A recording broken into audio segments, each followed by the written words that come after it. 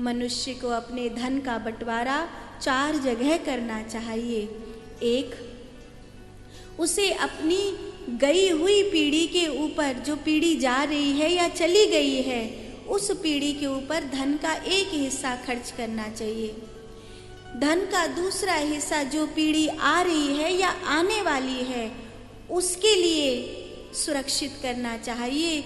और धन का तीसरा हिस्सा समाज के लिए, धर्म के लिए, राष्ट्र के लिए सुरक्षित करना चाहिए, खर्च करना चाहिए।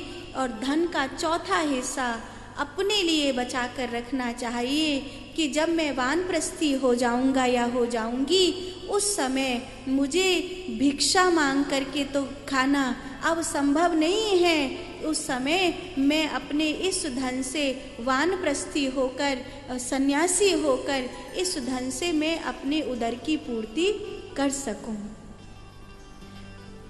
पर इन चारों में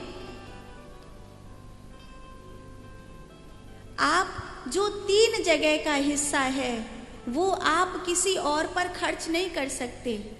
जो गई हुई पीढ़ी का, जो जा रही पीढ़ी का हिस्सा है वो उसको देना ही देना है। जो आने वाली आपकी संतति है उसका हिस्सा आपको उसको देना ही देना है। समाज का, राष्ट्र का, धर्म का जो हिस्सा है वो आपको देना ही देना है। लेकिन जो चतुर्थ हिस्सा है आपका अपना वाला, आप उसे, उसके लिए स्वतंत्र हैं। आप जब चाहें, जिस समय चाहें उसका उपयोग कर सकते हैं और कर लेना चाहिए।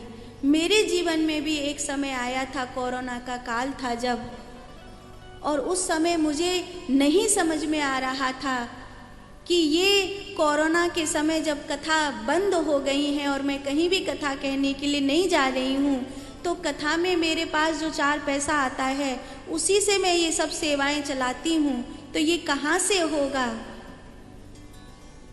तब मेरे गुरुजी ने, मेरे माता पिता ने जो मेरे लिए जमा पूंजी रखी थी, मैंने उसका उपयोग उस समय अपने अधिकार का उपयोग किया था और पूरे कोरोना काल में अन्य क्षेत्र को और इन सेवाओं को बंद नहीं होने दिया था।